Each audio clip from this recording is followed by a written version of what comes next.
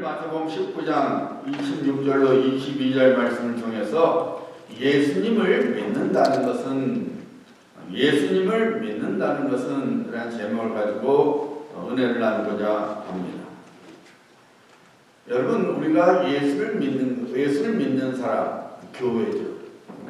눈에 보이는 교회는 이 건물이지만 신약에서 말하는 교회는 눈에 보이지 않는 교회, 그리스도 예수 안에서 구원받은 믿음의 백성들의 이 공동체, 믿음의 백성들의 모임이 교회입니다. 그런데 여러분, 우리가 요한계시록 보면은 우리 예수님께서 교회를 어떻게 말하고 있냐면은 금초대라. 금초대라. 예수님께서 당시 소아시에 있는 7교회에 대해서 말씀하셨기에 교회들을 가리켜서 금초대라. 여러분, 교회가 금초대라는 거예요. 여러분이, 우리가 금초대라는 것이죠. 결국은 여러분, 촛대의 역할이 뭘 하는 겁니까? 빛을 비치는 겁니다. 촛대의 역할은 빛을 비춰서 어둠을 몰아내고 밝게 만드는 것이죠. 교회가 그런 역할을 해야 된다는 것이죠. 그리스도 안에서 구원받은 우리가 빛을 비추는 자가 되어야 된다는 거예요.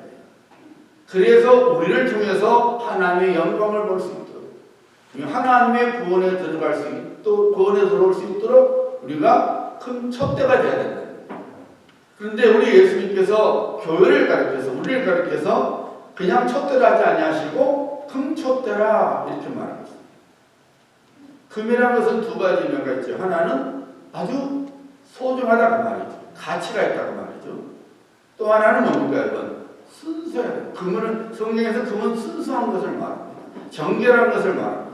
다시 말씀드리면 우리 교회가 소중하지 하지만은 동시에 교회는 순수해야 된다는 거예요.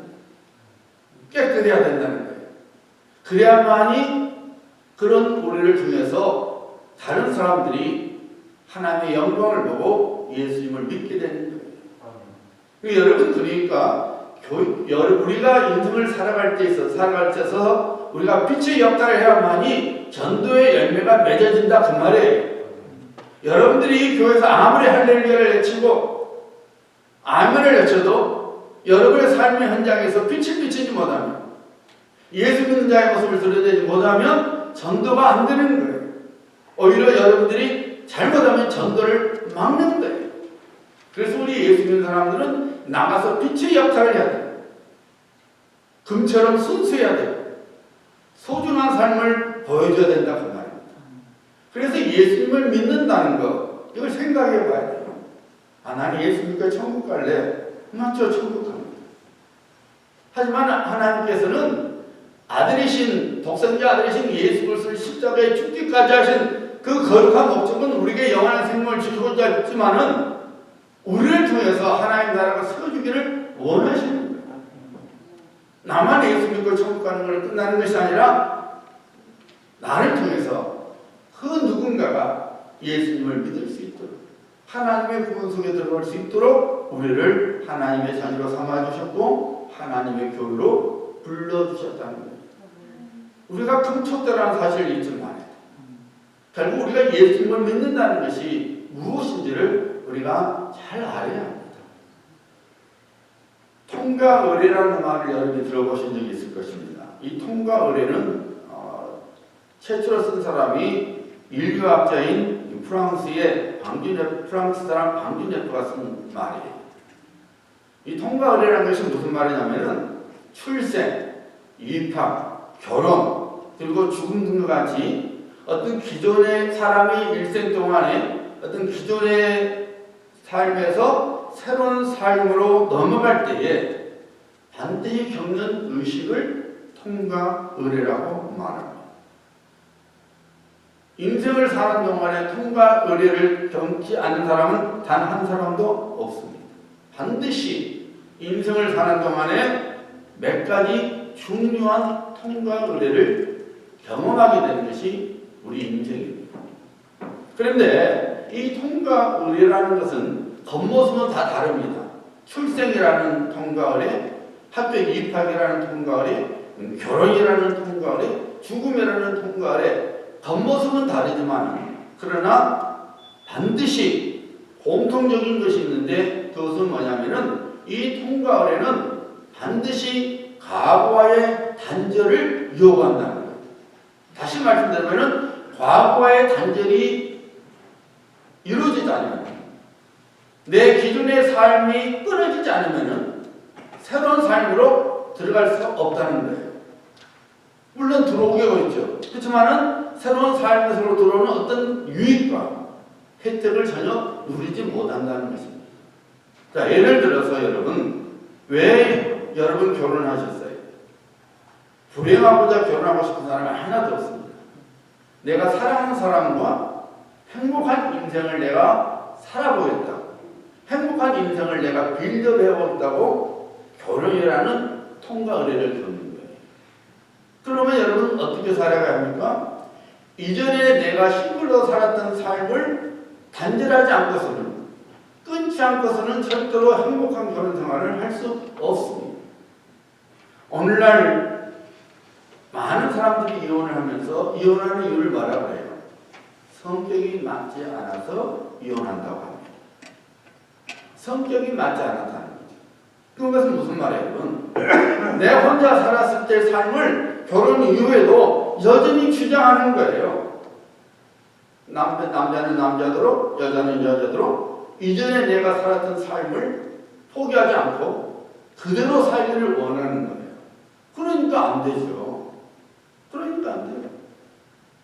그러니까 행복한 생활이 아니라 불행한 결혼이 되고 통과하려면 반드시 이전의 것을 끊어야 해요. 여러분 학교 입학도 마찬가지예요. 여러분이 학교를 다니고 싶지만 학교 입학하려면 어떻게 됩니까? 여러분? 내가 지금까지 살아왔던 내 방식의 규칙 이대로 살고 이것 가지고서는 학교 생활을 못합니다. 정상적인 학교 생활을 하려면 학교 규칙을 따라가야 돼요. 학교에서도 만약에 내 방식대로 내 규칙대로 난 살 거야 한다면은 그 사람은 문제 학생이 되는 거예요. 불량 학생이 되는 거예요. 그렇잖아요. 나는 9시에 일어난 사람이야. 8시 수업하든 말든 나는 9시에 일어날 거야. 안 되는 거죠. 통과 의례라는 것은 반드시 이전의 삶을 끊어야 되는 거예요. 출생은 매우 중요한 통과 의례죠. 아이가 뱃속에 엄마 뱃속에 나온 아이가 나올 때에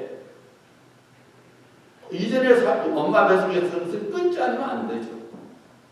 엄마로부터 내가 영양 공급을 받았던 탯줄을 왜 끊어요? 야, 이거 중요한 건데 놔둬야지. 엄마도 죽고 아이도 죽는 거예요. 끊어야 돼요. 끊어야만이 엄마도 살고 아이도 살고 그 아이가 건강하게 자랄 수 있는 거예요. 이렇듯 통과 의례는 반드시 우리가 겪게 되는데 무엇을 요구하느냐? 이전의 삶을 우리가 끊어야 된다. 그래야만이 새로운 삶으로서 모든 유익을 얻게 되고 행복하게 되는 것입니다. 여러분, 우리 인생에 있어서 가장 큰 통과 의례가 있다면 그것은 예수 그리스도를 믿는 것입니다. 이 통과 의례보다 더 중요한 통과 의례는 우리 인생 중에 없습니다. 영원한 형들에서 영원한 복된 자들로 들어가는 거예요. 영원한 죽음에서 영원한 생명으로 들어가는 이 예수님을 믿는 것이야말로 이 중생이야말로 거듭남이야말로 구원받는 거야말로 우리 인생에서 가장 중요한 통과 의례입니다.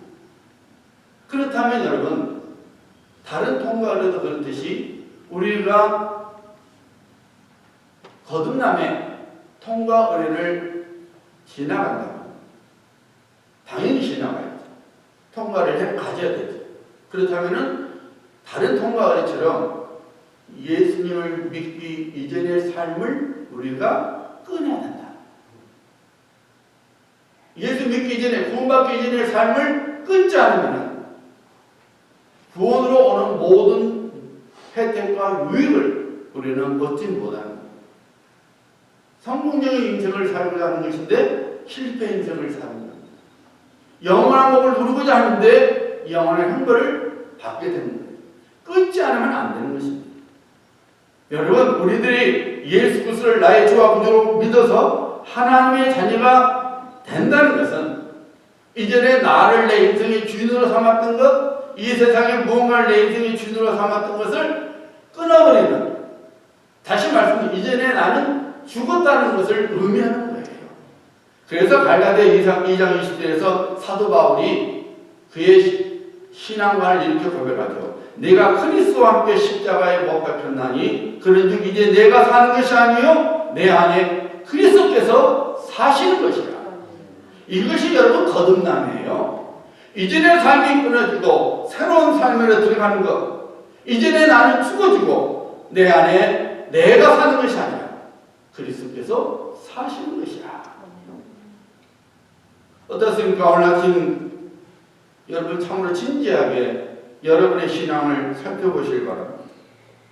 여러분은 예수님을 믿고 계십니까? 그렇다면 여러분의 삶 속에 누가 살아 있습니까? 여러분의 심령 속에 누가 계신 겁니까? 여러분의 인생 속에 누가 주님이시고 무엇이 주님이시고 여러분의 인생 속에 무엇이 구주며 누가 구주십니까?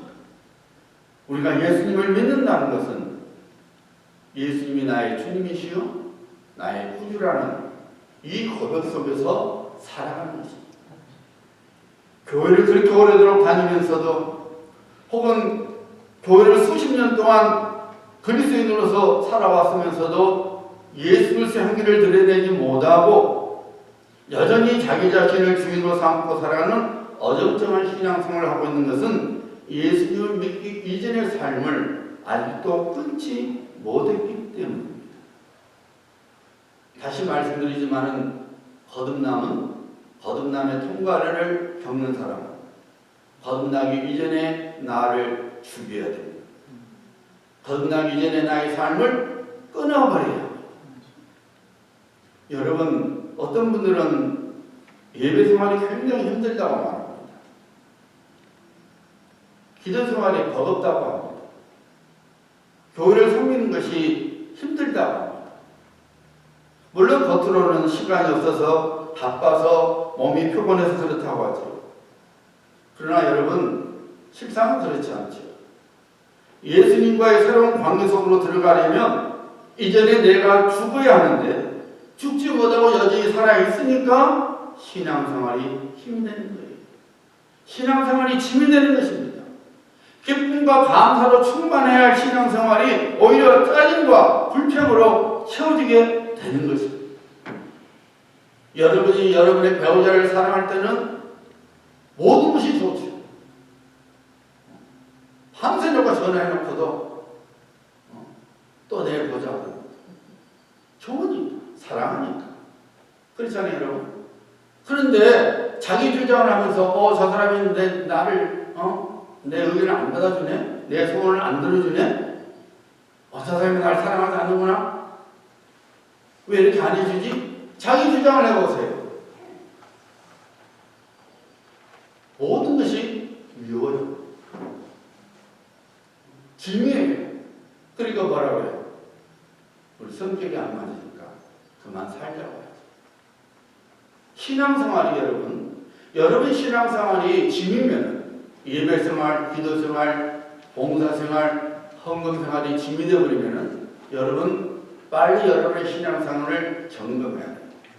이전에 내가 살아가고 움직이고 있는지 그걸 빨리 죽여야 됩니다. 주님이 드러나게 해야 됩니다. 그래야 내가 살아요. 그래야 신앙 속에서 하나님의 은혜를 누리고 하나님의 복을 받게 되고 하나님의 기적을 경험하게 되는 것입니다. 자, 오늘 본문 말씀 보면 한 부자 청년이 나옵니다. 오늘 본문 말씀은 마가복음에도 나오고 누가복음에 나옵니다. 근데 이 부자 청년을 보면은 이 부자 청년이라고 나옵니다. 누가 보면 관리라 나와요. 쉽게 말하면 높은 사람이 아주 어떤 높은 직책을 가진 사람이었습니다. 이 사람은 젊은 데다가 부자에다가 그 다음에 높은 직책을 갖고 있었던 거예요. 그러니까 삼박자 인생을 가진 사람이죠. 요즘 엄마들이 좋아하는 사람. 신랑감 1순위. 젊죠, 돈 많죠, 높은 자리에 있죠. 게다가 이 청년은 머리가 긴 사람이 아니었어요. 자신이 갖고 있는 부와 권세와 젊음 등이 인생의 전부가 아니라는 것을 깨닫고 있었습니다. 그는 참으로 지혜로운 사람이었습니다. 그는 영원한 생명에 대한 깊은 관심을 갖고 있었어요. 아, 돈이 전부 아니야. 직책이 전부가 아니야. 젊음이 전부 아니야. 영원한 생명을 내가 가져야 돼. 상당히 지혜로운 사람이었죠. 늘 말씀드리지만 여러분, 우리의 인생이 죽음으로 끝난다면은 그처럼 불행한 인생은 없습니다. 우리가 이 세상에서 죽게 살기로 열심히 살았는데 끝끝이 아무것도 아닌 즉 죽음으로 끝난다면은 얼마나 억울하겠습니까? 여러분 잊지 마시기 바랍니다. 우리의 영혼보다 더 가치 있는 것은 없습니다. 어떤 한 사람이 있습니다. 그는 이 세상에서 가장 값비싼 그런 옷을 입고 있고 명품 가방에 명품 신발에 그런 명품 시계와 온갖 값비싼 액세서리를 하고 있습니다. 몸에서는 최고급 향수 냄새가 풍겨나고 있습니다. 그런데 그 모든 치장 속에 있는 그의 몸은 때국물이 흘 정도로 더럽고 온몸이 흘러 진물이 질질 흐르고 있습니다. 피부는 다 죽어가서 흑색을 띠고 있습니다. 어떻습니까? 여러분 같으면 그런 사람에게 여러분의 자녀를 결혼시키겠어요? 허투루 드러나는 것이 아니죠.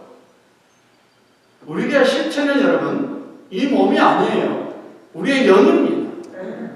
우리의 실체는 우리의 영혼이지 몸이 아닌 거예요. 겉으로 드러난 육신이 아무리 하다 할지라도 그 사람의 영이 죽어 있으면 그 인생은 어떤 가치나 의미가 없는 것입니다.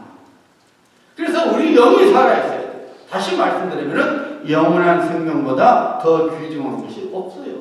그래서 우리 주 예수께서 이 땅에 오셔서 우리 하루가 죄를 대신하여 갈보리 십자가에서 죽어주시고 다시 살아나주신 거예요. 왜? 우리에게 영원한 생명을 주시려. 우리가 예수 그리스도를 믿는 것 외에는 영원한 생명을 얻을 길이 없습니다. 그러므로 여러분 정말로 우리가 관심을 가져야 할 것은 우리의 영혼이에요. 내 영이 살아있는지 혹은 내 영이 죽었는지 잘 살펴봐야 합니다. 잘 살펴봐야 돼요. 적당히 봐서는 내 영이 살았는지 죽었는지 몰라요. 잘 살펴봐야만이 내 영이 살았는지 죽었는지를 알 수가 있습니다. 오늘 본문 말씀 속에서 예수님께 찾아온 이 청년은 영원한 생명의 소중함을 잘 묻었습니다. 그래서 예수님께 와서 여쭈었습니다. 자, 예수님과 청년 사이에 대화가 오늘 본문 말씀 17절로 21절에 나와 있죠. 보시기 바랍니다.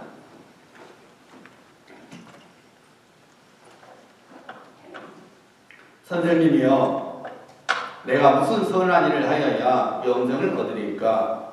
내가 생명에 들어가려면 계명들을 지키라. 이르되 어느 계명이 오니까? 예수께서 이르시되 살인하지 말라, 간음하지 말라, 도둑질하지 말라, 거짓 증언하지 말라, 내 부모를 공경하라, 내 이웃을 내 자신같이 사랑하라 하는 것이니라. 그 청년이 이르되 이 모든 것을 내가 지켰사온데 아직도 무엇이 부족하나이까? 오늘 부자 청년이 예수님께 말씀하신 것을 우리에게 적용하면은 내가 나름대로 신앙생활을 잘해왔다는 거예요. 지금 우리 예수님께서 부자 청년에게 말한 율법은 계명을 말할 때 10계명이잖아요. 10계명에 나온 계명이었어요. 내가 얼마나 교회 열심히 다니는데, 내가 얼마나 열심히 기도하는데, 내 나름대로 열심히 섬기고 있습니다. 열심히 신앙생활하고 있습니다. 하고 말하고 있는 거예요. 그런데 우리 예수님께서 그런 부자 청년에게 결정적인 말씀을 하십니다. 네 소유를 팔아 가난한 자들에게 주라. 그리고 와서 나를 따르라. 예수님의 말씀의 의도는 이겁니다. 야, 내가 원하는 것은 종교생활이 아니야. 너가 정말로 나를 인생의 주인으로 삼고 영원한 생명을 얻고자 한다면은 내 이전의 삶을 끊지 않으면 안 돼. 네가 신으로 삼고 있는 재물을 버리고 나를 따르지 않으면 안 돼라고 말씀하신 것입니다. 우리 예수님께서 이들의 삶을 끊으라고 말씀하셨을 때에 그 청년의 반응이 어땠어요? 오늘 본문 말씀 22절이죠. 그 청년이 재물이 많음으로 이 말씀을 듣고 근심하며 가니라. 오늘 본문 말씀 22절을 보면은 우리는 분명한 사실을 알고 있죠. 그 청년은 재물을 인생의 보호자로 인생의 신으로 삼고 있었다는 거예요. 다시 말씀드리면 그 청년에게는 재물이 주님이요 구주였던 거죠. 어떤 미국 목사님이 그러시더라고요. 교인들이 그랬던 거예요. 목사님 회개하는 거 회개하겠습니다. 죄인이라고 말씀하시면 제가 죄인 좀 믿고 회개하겠습니다. 열심히 봉사하면 제가 열심히 봉사하겠습니다. 기도하라면 제가 열심히 해보겠습니다. 그런데요 목사님 내 주머니 돈만큼은 건들지 말아주세요. 다 좋다는 거예요. 이 청년에게는 재물만큼은 포기할 수 없었던 거죠. 왜냐하면 이 재물이 그에게는 신이었던 거예요. 여러분, 이 청년이 예수님을 믿어 영생을 얻고자 한다면, 즉 인생의 통과 거래를 거치고자 한다면 과거의 단절이 있어야 되는데 그는 그것을 포기하고 싶은 마음이 전혀 없었던 것입니다. 여러분, 우리가 예수님을 믿는다는 것, 그래서 우리가 금초토의 역할을 할 수 있다는 것은 내 생각을 죽이지 않으면 안 됩니다. 내 방법을 죽이는 겁니다. 내가 지금까지 살아왔던 방식을 끊는 겁니다. 좀 심하게 말하면 내 행복을 죽이는 거예요. 저는 하나님께서 목사로서 불러주실 때 제가 대답을 못했던 것이 내가 만든 행복을 버리는 자신이 없었던 거예요. 도저히 자신이 없었던 거예요. 먹히기가 어려운 게 아니라 제가 추구해왔던 행복, 제가 생각을 이루고자 했던 것을 도저히 포기할 수 없어서 저는 못합니다. 세 번이나 저는 거절했어요. 결국은 하나님께서 순종하는 것이 복이라 그래서 제가 두 손 들고 목사가 된 거지만, 여러분, 예수 믿는다는 것은 좀 심하게 말하면 내 행복을 죽이는 거예요. 근데 그 행복은, 내가 만든 행복은 사실 행복이 아닙니다. 하나님께서 만들어 주셔야 행복이에요. 내가 만든 행복이 아니라 하나님께서 만들어 주신 행복이 진짜 행복인 것을 여러분 믿으시길 바랍니다. 예수님을 나의 주와 구주로 믿고 살아간다고 말하면서 오늘 많은 그리스도인들이 여전히 자기 주장과 자기 고집으로 살아갑니다. 하나님의 말씀보다는 자기의 생각을 앞세우며 살아갑니다. 내가 누군데라는 교만과 혹은 열등감으로 살아갑니다. 여러분, 우리가 예수님을 믿는다는 것은 예수님을 이름을 부를 때에 우리 마음속에 감격이 있어야 합니다. 예수님의 십자가를 생각하면 그냥 미안하고 죄스럽고 안타까운 마음이 흘러넘치는 합니다. 내가 교회를 섬길 수 있는 거, 하나님께서 그래도 내게 건강 주셔서 내가 교회를 섬기게 하시는구나. 나 등을 사용하시다니 감사합니다. 감사 발로 넘쳐납니다. 이것이 여러분, 이전에 내가 죽어지고 내 안에 그리스도께서 사시는 모습인 거예요. 이래야만이 우리가 금초대가 될 수 있는 거예요. 이래야만이 우리 삶 속에서 그리스도의 빛이 드러나서 누군가가 하나님의 구원 속에 들어올 수 있는 것입니다. 여러분, 예배하고 기도하고 헌금하고 봉사하는 것이 신앙의 진면목이라고 보시면 안 됩니다. 예수님 당시에 바리새인들과 서기관들 누구보다도 기도 열심히 했습니다. 누구보다도 금식 열심히 했습니다. 누구보다도 하나님께 예물을 드렸습니다. 누구보다도 하나님의 말씀을 연구했어요. 그런데 우리 예수님께서 그들을 가리켜서 뭐라고 했어요? 독사의 자식들이라고 했어요. 세례 요한도 그들을 가리켜서 독사의 자식들이라고 했어요. 뭐예요? 마귀 새끼들이라고 말이에요. 왜 그렇게 예배 열심히 하고 헌금에 열심히 하고 근데 왜 예수님이 독사의 자식들이라는 거예요? 그들은 겉모습은 그랬지만 이전에 자기를 주기를 못하고 여전히 하나님 자리에 자기를 두고 살았던 거짓된 신앙이요 위선적인 신앙을 갖고 있기 때문에 예수님께서 독사의 자식들아라고 말합니다. 여러분, 우리의 신앙생활이 종교생활이 되면 안 됩니다. 오늘 주일이구나. 아이고, 가야지. 이건 종교생활이에요, 여러분. 오늘 주일 주님이 복되게 하신 날, 나를 구원해 주시고 내 인생의 목자 되신 하나님을 내가 찬양하고 그분의 은혜를 받아야지. 설레는 마음으로 오는 것이 신앙생활이에요. 거기에 하나님의 은혜가 아닙니다. 하나님 복이 아니면 안 할 수가 없는 겁니다, 여러분. 여러분, 우리가 자식이 우리 앞에서 그냥 따끔따끔하고 엄마 아빠 좋아해봐요. 그냥 뽕 가봐요. 다 주잖아요. 우리가 정말 하나님을 인정하고 하나님께 감격하고 하나님께 감사드리고 하나님의 은혜를 사모하는데 어찌 육신의 부모도 자식에게 좋은 걸 줄 줄 아는데 하물며 하늘의 아버지께서는 오직 하시느냐고 말이죠. 오직 하시느냐. 뭘 안 주겠습니까? 무엇을 안 주겠습니까? 고린도후서 5장 17절 말씀이죠. 그런즉 누구든지 그리스도 안에 있으면 새로운 피조물이라 이전 것이 지나갔으니 보라 새 것이 되었도다.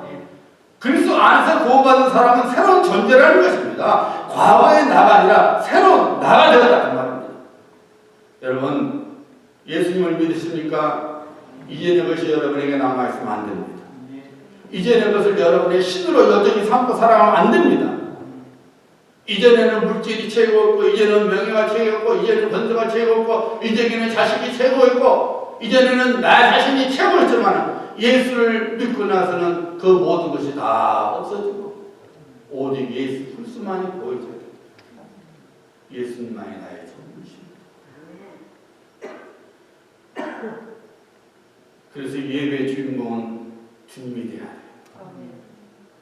물론 신앙이 없으니까 그럴 수 있겠지만은 어떤 사람들은 교회 오는 것을 갖다가 교회를 정할 때 내가 이 교회에서 선포되는 말씀을 통해서 내가 정말 믿음을 지켜나가고 하나님의 사람으로 빚어지는가 이걸 생각하기보다는 나하고 좀 마음이 많은 사람이 있는가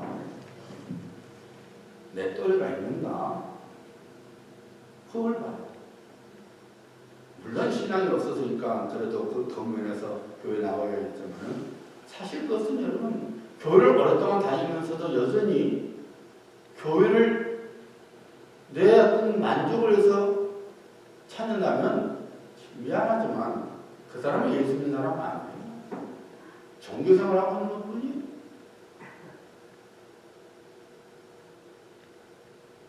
정말 내 마음을 다하여 하나님의 은혜를 구하고 하나님의 선하심을 구하고 궁휼하심을 구하는 예배가 되어야 됩니다. 하나님의 살아계심과 선하심을 경험하는 사모하는 마음으로 기쁨과 감사 속에서 하나님을 예배하는 내 마음이 내 시선이 온통 하나님께 두어지는 예배가 되어야 합니다. 이것이 여러분 새로워진 나의 모습이 되어야 합니다. 여러분 예수님을 믿고 구원받은 성도에게는 기도는 특권인 동시에 하나님의 명령입니다. 여러분 성경을 잘 한번 보세요. 사랑하는 아들아 사랑하는 딸아 기도했으면 참 좋겠다. 이런 구절이 있어요. 찾아오세요. 제가 천국을 드릴게요. 없습니다. 구하라 찾으라 문을 두드리라 내 얼굴을 구하라 기도하라 명령하고 있지 권면하지 않고 있습니다. 하늘의 아버지시여 내 인생의 주인 되신 하나님께서 기도하라고 명령하셨으니 자녀여 종된 우리는 순종하여 기도해야 돼요. 어떤 사람은 목사님 왜 기도를 강요하십니까? 놔두세요. 왜 신앙을 강요합니까? 놔두세요. 무슨 말이에요? 아직도 내가 인생의 주인입니다. 그 말이에요. 그걸 모르고 부끄러운지 모르고 말하는 거예요.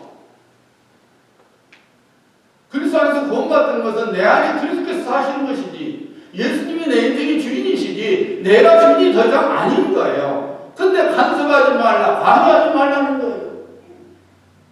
하나님의 백성이 하나님의 말씀대로 살아가야지. 무엇으로 우리가 살아가겠어요? 여러분, 우리는 기도에 힘써야 합니다. 내 삶을 통해서 하나님 선하신 뜻이 이루어질 수 있도록, 내 삶 속에서 하나님 나라가 세워질 수 있도록, 그리스도 없는 교회를 위하여 기도하고 나라와 민족을 위하여 기도하고, 특별히 교회 직분을 받은 성도는 직분의 삶을 감당하도록 힘써 기도해야 합니다. 여러분이 교회를 섬길 때에 감사와 기쁨으로 하셔야 합니다. 여러분이 하나님께 예물을 드릴 때에 그 속에 사랑과 믿음의 정성이 들어 있어야 합니다. 순전함이 있어야 합니다. 그것이 이전에 내가 죽어지고 그리스도 안에서 새로운 피조물이 된 통과 은혜를 겪는 자의 모습인 것입니다. 그래야만이 그 성경 속에 그 예물 천국의 삶 속에 하나님의 은혜와 복이 부어지는 겁니다. 부자 청년은 부와 권세 그리고 젊음을 갖고 있었지만은 육신 죽음의 이유를 생각해보는 지혜를 갖고 있었습니다. 영원한 생명과 영원한 나라를 사모했습니다. 그래서 예수님께 왔습니다. 인생의 진정한 해답을 찾고자 했습니다. 그는 그가 드려야 할 대답을 주실 분에게 제대로 찾아왔어요. 예수님께 왔어요. 하지만 그는 실패하고 말았습니다. 예수님의 말씀을 듣고 나서 그가 그토록 듣고 싶었던 말씀을 듣고 나서 오히려 근심하면서 예수님을 떠났습니다. 그 청년이 젊은이 많아 이 말씀을 듣고 근심하며 아니라.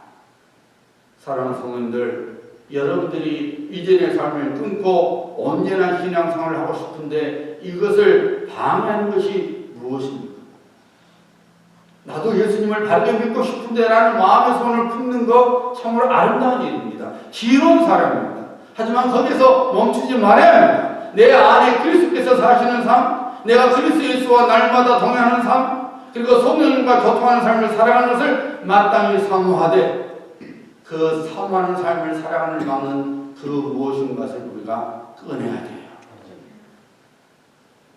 하나님께서는 우리들이 언제나 그리스도인의 삶을 살아가도록 이 세상의 무언가를 하나님의 자리에 두고 살아가는 것을 절대로 용납하지 않습니다.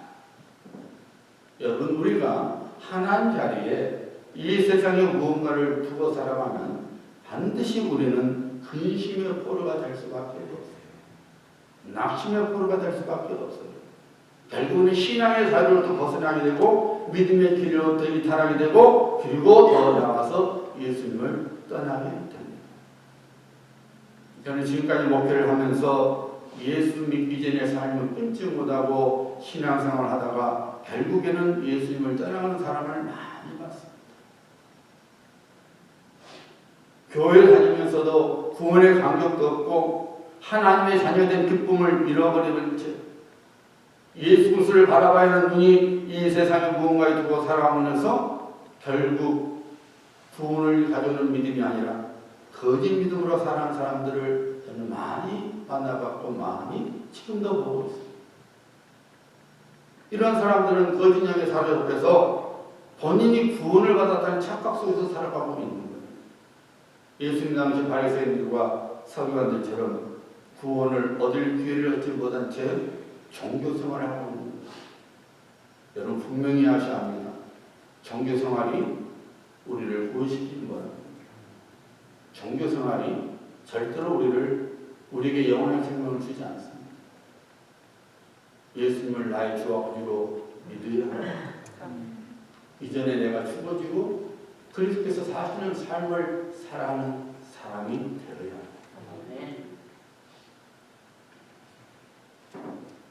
아무리 엄마 뱃속이 편안하고 좋아도 아이는 일단 엄마 뱃속으로부터 나와서 엄마 젖을 빨아야하고 내 코로 숨을 쉬어야 합니다. 단단한 음식을 먹어야 합니다. 그래야만이 건강하게 성장하게 됩니다. 학교에 들어갔으면 좋든 싫든 학교 규칙을 따라서 행동해야 합니다. 학교 규칙은 학생의 유익을 위하여 있는 겁니다. 규칙대로 학생활을 하면 학교 생활로부터 오는 모든 유익과 혜택을 누리게 됩니다. 결혼을 했으면 배우자와 호흡하는 삶을 살아가야 합니다. 신들의 삶을 고집하면 그 결혼은 비극이 되고 마는 것입니다. 불행이 되고 마는 것입니다. 우리 신앙생활도 마찬가지입니다. 과거에 우리는 예수 그리스도와 함께 십자가에서 죽었습니다. 그리고 하나님의 거룩한 백성으로서 하나님의 자녀로서 새로운 피조물로서 예수 그리스도와 함께 다시 살아났습니다. 그러므로 이제는 우리는 주님의 생각과 마음으로 살아가야 합니다. 주님의 말씀을 우리 삶의 법칙으로 삼고 살아가야 합니다. 그렇게 살아가는 것이 우리에게 유익이요 복이 되는 것입니다. 하나님의 구원을 이루어 나가는 것입니다. 예수님을 믿는다는 것이 바로 그런 것입니다. 어떻습니까? 여러분들이 지금 하나님의 말씀을 좇아 신앙생활을 하시고 계십니까? 나의 만족보다는 예수님의 만족을 위해 살아가고 계십니까? 나의 뜻보다는 하나님의 뜻이 내 삶 속에서 이루어지기를 소원하며 그렇게 되도록 날마다 나를 죽이며 예수님만 드러내는 삶을 살아가시고 계십니까? 아침에 눈을 뜨면 성도는 예수님께 이런 기도가 먼저 드려져야 합니다. 주님, 주님의 것입니다. 주님의 뜻대로 저를 사용해 주시옵소서. 주님이 원하시는 삶을 살아가도록 오늘 하루 저를 도와주시고 저와 동행하여 주시옵소서.